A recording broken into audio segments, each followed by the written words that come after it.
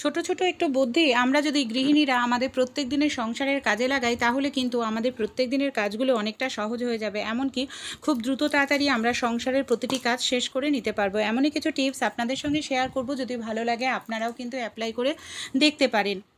আমাদের বাড়িতে যাদেরই বাচ্চা আছে দেখবেন বাচ্চারা এই ধরনের রাবার ব্যবহার করে, যারা পেন্সিল দিয়ে লিখে থাকে, কিন্তু দেখবেন রাবারটা কিছুদিন ব্যবহার করতে করতেই রাবারের মধ্যে এরকম নোংরা জমে যায়, কালো হয়ে যায়, দেখতে ভীষণ বাজে লাগে। তাই জল ছাড়াই কীভাবে এই রাবারটাকে আবার নতুনের মতো পরিষ্কার চকচকে করে নিতে পারবেন, এর জন্য দেখুন আমি নিয়ে নিয়েছি বেশ কিছুটা পরিমাণ সরিষার তেল। এখানে আমাদের সরিষার তেল নিতে হবে। রাবারের মধ্যে সরিষার তেলটা ভালো করে এইভাবে লাগিয়ে কিছু সময় একটু ডলে নিন। কিছু সময় একটু ডলে নিলাম। এই দেখুন যে পেন্সিলের কালিগুলো লেগে রাবারগুলো কালো হয়ে যায়, কত সহজেই উঠে গেল। এবার একটি কাপড় দিয়ে ভালো করে মুছে নিতে হবে যাতে তেলটা উঠে যায়, নোংরাটা উঠে যায়। রাবারটা দেখুন কত সুন্দর পরিষ্কার হয়েছে। ভালো লাগলে ট্রাই করবেন। আমাদের মহিলাদের তো মাছ, মাংস, সবজি এই ধরনের জিনিস ধুতেই লাগে। বারবার যদি আমরা সাবান দিয়ে হাত ধুই, দেখা যায় সবজি কাটার পর, মাছ মাংস ধোয়ার পর, এতে আমাদের হাতটাও রুক্ষ শুষ্ক হয়ে যায়। কিন্তু মাছ মাংস ধুতে গেলে হাত থেকে আঁশটেও গন্ধ বেরোয়। তাই চা খাওয়ার পর চা পাতাটা ফেলে না দিয়ে সেটা দিয়ে হাতটাকে একটু ডলে নিলেই হাত নরম কোমল থাকবে, আঁশটে গন্ধও কিন্তু দূর হয়ে যাবে। হাত আমাদের কখনোই রুক্ষ শুষ্ক হবে না। ভালো লাগলে অবশ্যই ট্রাই করে দেখবেন। রুটি করার পর তাওয়াটা অনেকটা সময় গরম থাকে, গরম তাওয়াটাকে কাজে লাগাতে পারি। অনেক সময় দেখবেন বিস্কুটের কৌটোর ঢাকনা হালকা খোলা থাকলে বিস্কুটগুলো নরম হয়ে যায়। নরম বিস্কুট কারোই খেতে ভালো লাগে না। যদি আপনাদেরও বিস্কুট এরকম নরম হয়ে যায়, রুটি করার পর যে গরম তাওয়াটা আমরা এক্সট্রাই রেখে দিই, সেই গরম তাওয়ার উপরে বিস্কুটগুলো দিয়ে 1-2 মিনিট একটু রেখে দেবেন আর এইভাবে একটু ওলট পালট করে নেবেন। দেখবেন আপনাদের যে বিস্কুটগুলো নরম হয়ে গেছিলো সেই বিস্কুটগুলো কত সুন্দর আগের মতো মুচমুচে হয়ে যাবে, খেতেও কিন্তু ভালো লাগবে। তারপর কোনো এয়ারটাইট কৌটোর মধ্যে ঠান্ডা করে অবশ্যই এই বিস্কুটগুলোকে রেখে দিন। 6 মাস রাখলেও নষ্ট হবে না।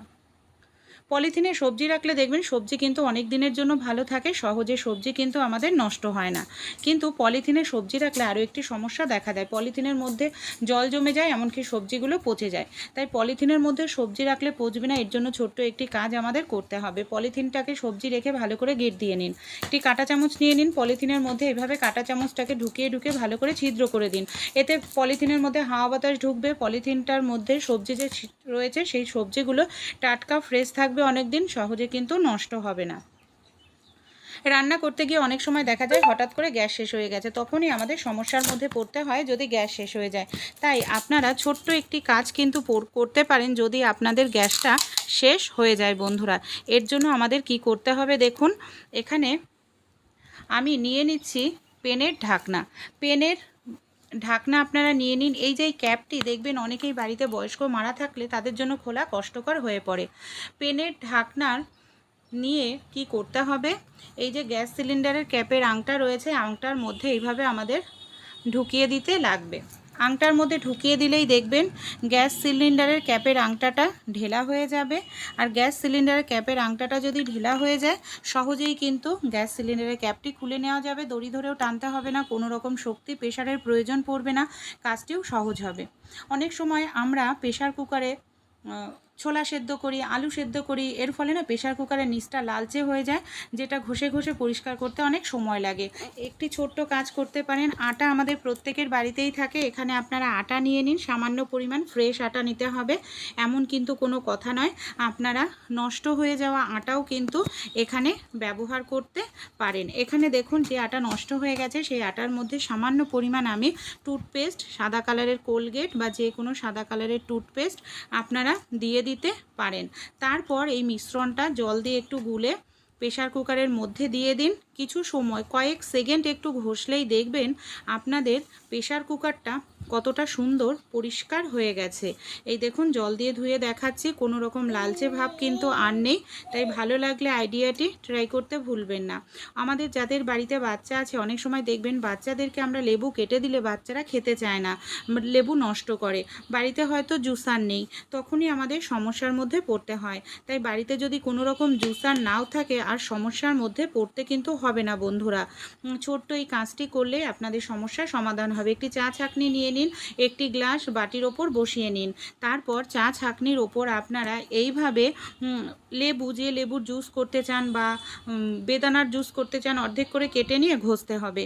তাহলেই দেখবেন কত সুন্দরভাবে আপনারা এখানে জুস তৈরি করে নিতে পারবেন। কোনো রকম এখানে আপনাদের জুসার কিংবা এখানে মিক্সার মেশিনের প্রয়োজন পড়বে না। ছাঁকনি দিয়ে আমি ছেঁকেও দেখাচ্ছি, দেখুন কতটা সুন্দরভাবে এখানে আমার জুসটা বের হয়ে গেছে। আমরা প্রত্যেকেই তো গ্যাসে রান্না করি, অনেক সময় দেখবেন গ্যাসের বার্নারের ছিদ্রতে তেল তরকারি পড়ে, যার কারণে ছিদ্রগুলো বন্ধ হয়ে যায়, সেই জায়গা থেকে গ্যাস তো বের হয় কিন্তু আগুন জ্বলতে চায় না। এতে আমাদের গ্যাসের কিন্তু অপচয় হয়, গ্যাস সিলিন্ডার খুব তাড়াতাড়ি শেষ হয়ে যায়। তাই আপনারা 10 দিন বা 15 দিন অন্তর অন্তর কী করবেন, একটি পাত্রের মধ্যে গরম জল নিয়ে নিন, গরম জলে নুন আর খাবার সোডা দিয়ে দিন। তারপর বার্নারটাকে 5-6 মিনিটের জন্য ভিজিয়ে রাখুন। 5-6 মিনিট ভিজিয়ে রাখলেই দেখবেন নোংরা তেল খুব সহজেই দূর হয়ে যাবে। নর্মাল জল দিয়ে ধুয়ে নিয়ে আমি শুকিয়ে আগুন ধরিয়েও দেখাচ্ছি। এবার যখন আগুন ধরাবো, প্রত্যেকটা ছিদ্র থেকেই কিন্তু আগুন বের হবে, গ্যাসের কিন্তু কোনো রকম অপচয় আমাদের হবে না। মাছ মাংস দেখা যায় আমরা ধুতেই থাকি আর এর ভেতর থেকে লাল জল বের হতেই থাকে। আমাদের অনেকটাই দেখা যায় খাটনি করতে হয়, সকালবেলা ব্যস্ততার মাঝে থাকলে আমাদের এই কাজটি অনেকটাই কঠিন বলে মনে হয়। তাই মাছ বা মাংস যাই আপনারা ধর না কেন, কী করবেন, একটু নুন নিয়ে নিন, নুন দিয়ে ভালো করে এইভাবে কষলে নিয়ে তারপরে যদি ধোন, দেখবেন মাছ মাংসর মধ্যে যদি আষ্টে জল থাকে সেটা 1-2 বার ধুলেই বের হয়ে যাবে। বারবার কিন্তু মাছ মাংস ধোয়ার প্রয়োজন পড়বে না, আষ্টে গন্ধও কিন্তু থাকবে না। ভালো লাগলে আইডিয়াটি অবশ্যই আপনারাও কিন্তু ট্রাই করে দেখবেন। অনেক সময় দেখা যায় আমাদের বাড়িতে যে গ্যাসের বার্নার থাকে, আমরা যদি গ্যাসের বার্নারটাকে কিছুদিন অন্তর অন্তর ধুয়ে দিই, বার্নারে জল লাগে আর বার্নারটা দেখা যায় জং ধরে যায়, ক্ষয় হয়ে যায়, যার কারণে খুব অল্প দিনের মধ্যেই আমাদের গ্যাসের বার্নারটা নষ্ট হয়ে যায়, আবার নতুন করে কিনতে লাগে।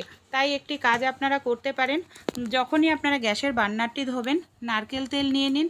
বার্নারের ছিদ্রতে যাতে না লাগে সেদিকে খেয়াল রাখতে হবে। বার্নারের 4 সাইডে নারকেল তেল লাগিয়ে আপনারা এইভাবে ব্যবহার করবেন, এতে গ্যাসের বার্নার ক্ষয় কম হবে, অনেক দিন ভালো থাকবে।